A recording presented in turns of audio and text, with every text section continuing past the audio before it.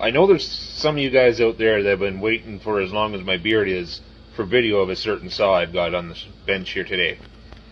And yes, I'm talking about this 2100 CD. I finally got a chance to get out to the bush, find some wood to stick it in, and unfortunately I didn't get there till it was almost dark. I had a few saws to run, and this is the only one I really got any decent footage of.